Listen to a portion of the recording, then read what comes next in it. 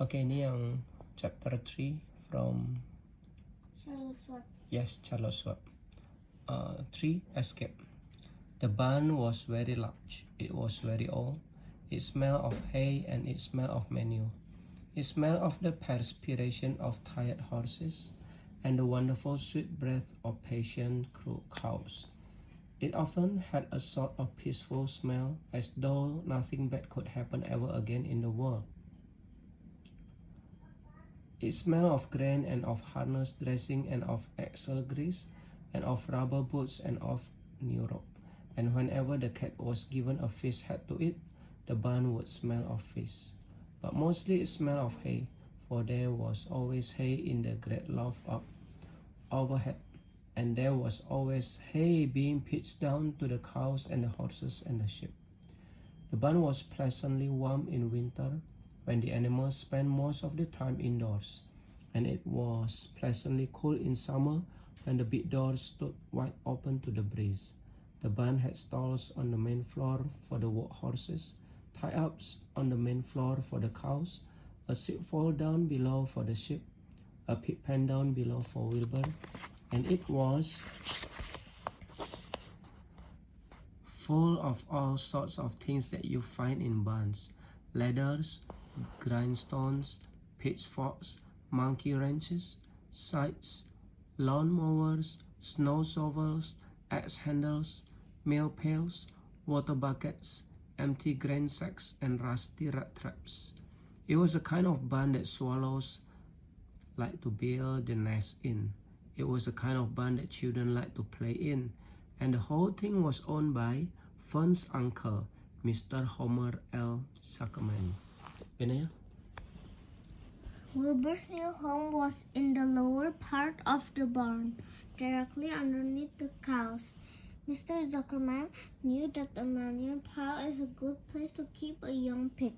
Pigs need warmth, and it was warm and comfortable down there in the barn cellar on the south side.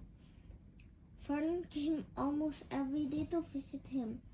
She found an old milking stool that had been discarded, and she placed the stool in the sheepfold next to Wilbur's pen. Here she sat quietly during the long afternoon, thinking and listening and watching Wilbur. The sheep soon got to know her and trust her. So did the geese, who lived with the sheep. All the animals trusted her. She was so quiet and friendly. Mr. Zuckerman did not allow her to take Wilbur out, and he did not allow her to get into the pig pen. But he told Fern that she could sit on the stool and watch Wilbur as long as she wanted to. It made her happy just to be near the pig, and it made Wilbur happy to know that she was sitting there right outside his pen. But he never had any fun. No walks, no rides, no swims. One afternoon in June, when Wilbur was almost 2 months old, he wandered out into his small yard outside the barn. Fern had not arrived for her usual visit. Wilbur stood in the sun, feeling lonely and bored. There's never anything to do around here, he thought. He walked slowly his foot through and sniffed to see if anything had been overlooked. At lunch, he found a small scrap of potato skin and ate it. His back itched, so he leaned against the fence and rubbed against the boards. When he tired of this, he walked indoors, climbed to the top of the manure pile, and sat down. He didn't feel like going to sleep. He didn't feel like digging. He was tired of standing still, tired of lying down. I'm less than 2 months old, and I'm tired of living, he said. He walked out to the yard again. When I'm out here, he said, there's no place to go but in. When I'm indoors, there's no place to go but out in the yard. That's where you're wrong, my friend, said a voice. Wilbur looked through the fence and saw the goose standing there. You don't have to stay in that dirty little yard, said the goose, who talked rather fast.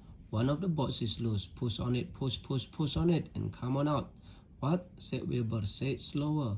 At the risk of repeating myself, said the goose, I suggest that you come on out. It's wonderful out here.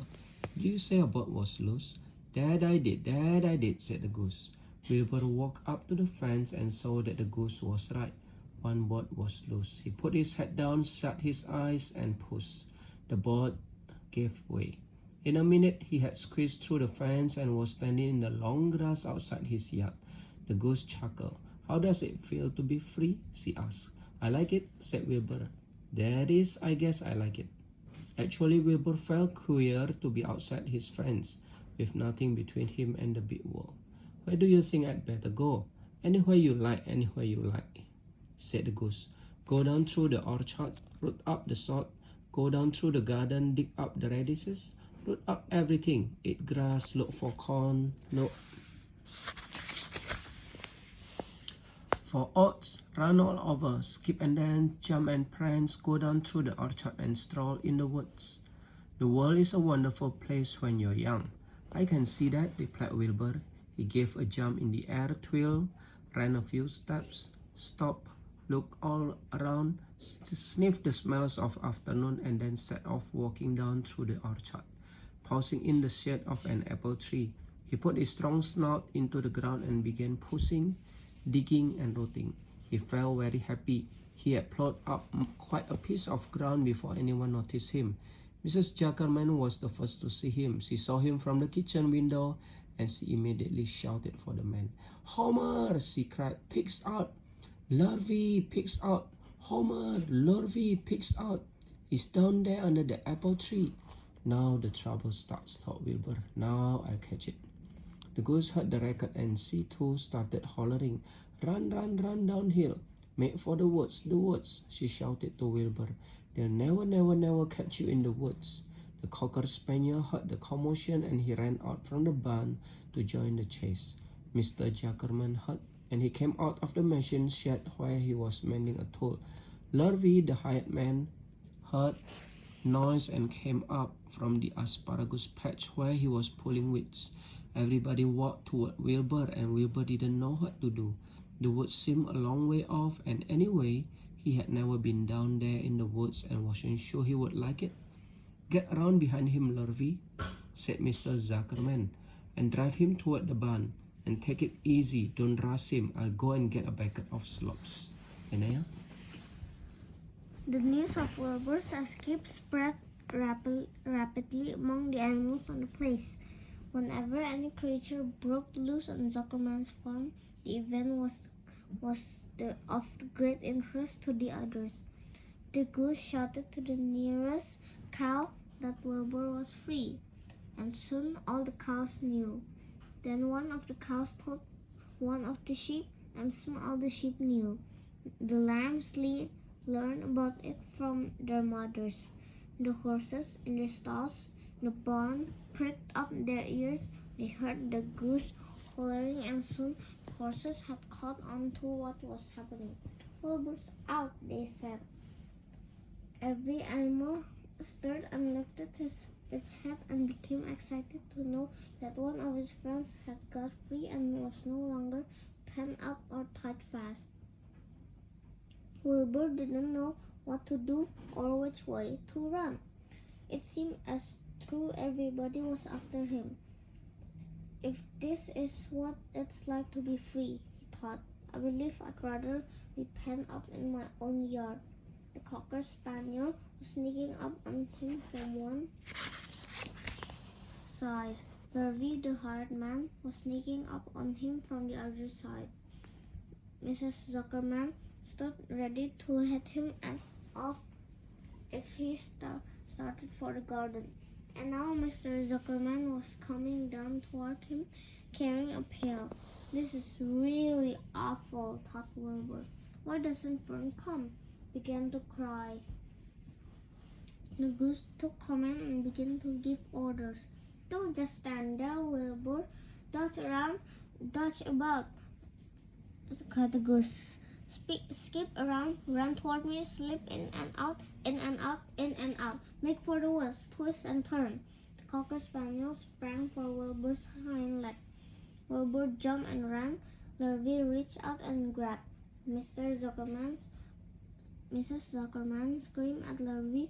The goose cheered for Wilbur. Wilbur dodged between Lurvy's legs. Lurvy missed Wilbur and grabbed the spaniel instead. Nicely done, cried the goose. Try it again. Run downhill, suggested the cows. Run toward me, yelled the gander. Run uphill, cried the sheep. Turn and twist, honked the goose. Jump and dance, said the rooster. Look out for Lurvy, called the cows. Look out for Zuckerman, yelled the gander. Watch out for the dog, cried the sheep.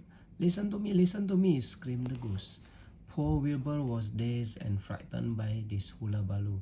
He didn't like being the center of all this fuss. He tried to follow the instruction his friends were giving him, but he couldn't run downhill and uphill at the same time. And he couldn't turn and twist when he was jumping and dancing. And he was crying so hard he could barely see anything that was happening. After all, Wilbur was a very young pig, not much more than a baby really. He wished Fern were there to take him in her arms and comfort him. When he looked up and saw Mr. Zuckerman standing quite close to him, holding a pail of warm slops, he felt relief.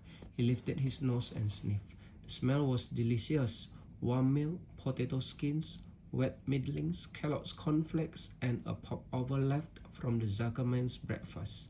Come, Pete, said Mr. Zuckerman, tapping the pail. Come, Pete. Wilbur took a step toward the pail. No, said the goose. It's the old pail trick. Wilbur, don't fall for it. He's trying to lure you back into captivity, EVT. He's appealing to your stomach. Wilbur didn't care. The food smelled appetizing. He took another step toward the pail. Pig, said Mr. Zuckerman in a kind voice, and began walking slowly toward the barnyard, looking all about him innocently, as if he didn't know that a little white pig was following along behind him. You'll be sorry, called the goose. Wilbur didn't care. He kept walking toward the pail of slops. You'll miss your freedom, honked the goose. An hour of freedom is worth a barrel of slops. Wilbur didn't care. When Mr. Zuckerman reached the pig pen, he climbed over the fence and poured the slops into the trough.